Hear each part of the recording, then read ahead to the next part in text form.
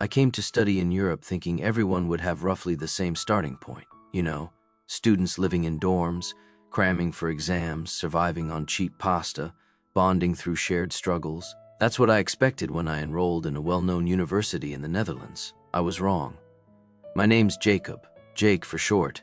I grew up in a small town in Minnesota where most people lived similarly. My mom's a nurse, my dad's an electrician. We weren't poor, but everything was on a budget. We fixed things instead of replacing them. Vacation meant road trips to national parks. A birthday gift might be a new pair of sneakers. But my parents always believed one thing: education was the way up. They truly thought that if I worked hard, I could move ahead. So I worked. I studied hard, took after-school jobs, applied for dozens of scholarships. Eventually, I got a solid grant to study abroad. I was excited, nervous, hopeful. I packed 2 suitcases, bought the cheapest plane ticket, and landed in a foreign country with nothing but a dorm bed, a student visa, and a load of ambition. The first few weeks were just as I imagined. I met other international students from Poland, Spain, France, Italy, the US, India, South Korea. We laughed over how weird the grocery stores were, got lost on the train system, and complained about how cheese was expensive even though it was everywhere. We were all kind of broke, and that bonded us. Dinners were pasta and cheap wine. We split textbooks, looked for museum-free days. I felt like I belonged. Then they showed up. It started with a girl named Amber. One day she came to class in a coat I'd only seen in high fashion ads. I didn't recognize the brand, but it looked expensive. Her huge leather bag? Saint Laurent. I Googled it later, over 2,000 euros.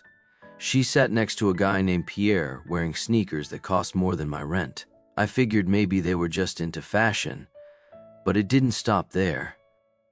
One day, a bright blue BMW M8 pulled up in front of the library. I thought it belonged to a professor. Nope, it was a student our age.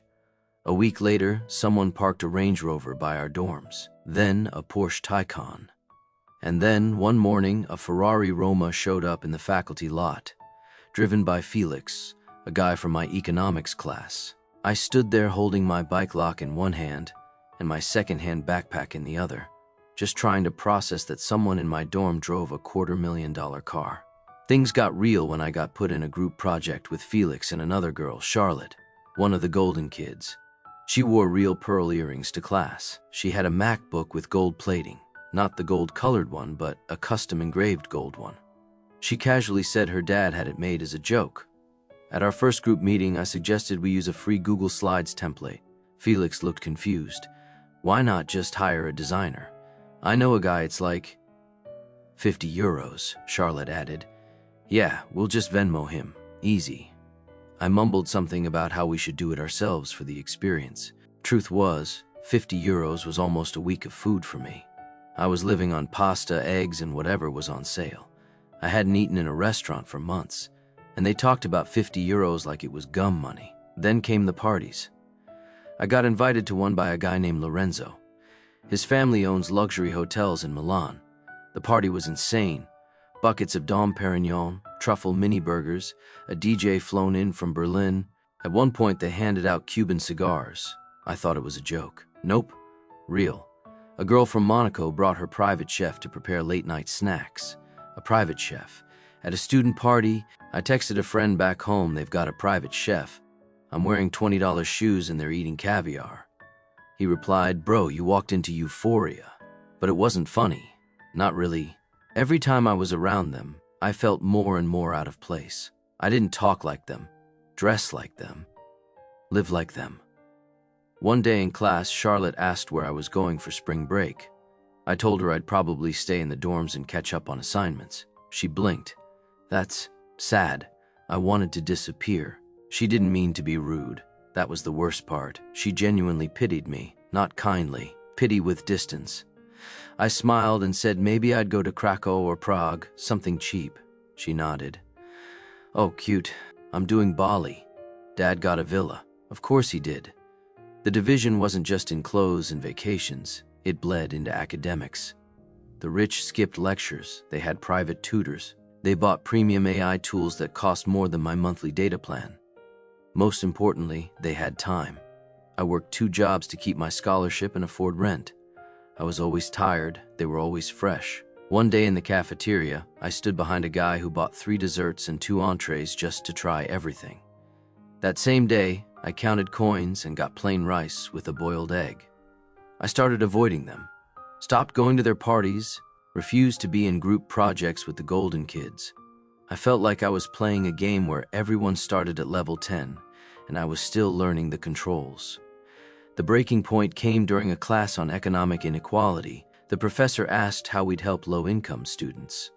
Felix, Mr. Ferrari, said with a straight face, "If someone wants money, they should just work harder.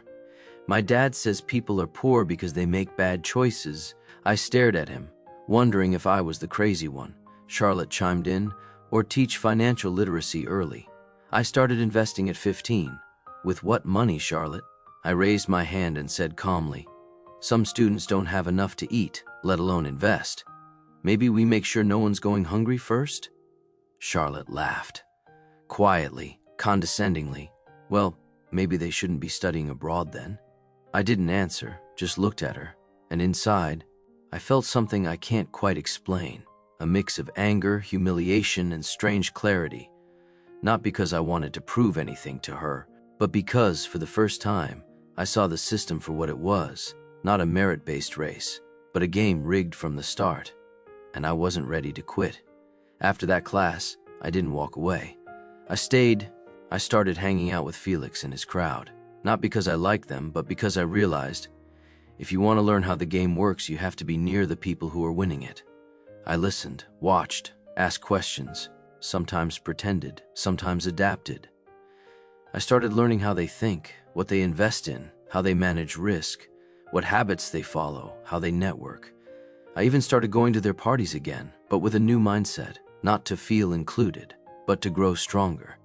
Yes, I still felt out of place sometimes. Yes, I still wore the same shirt 3 times in a week while someone bragged about their new $10,000 watch. But I saw it differently now. I didn't want to be them. I wanted to take what I could and build something of my own. And yeah, I still buy discount ramen. But I'm not just surviving anymore. I'm learning how to win. So if you ever find yourself among people who live in a different world, don't rush to leave. Watch, learn, take what's useful, subscribe to the channel,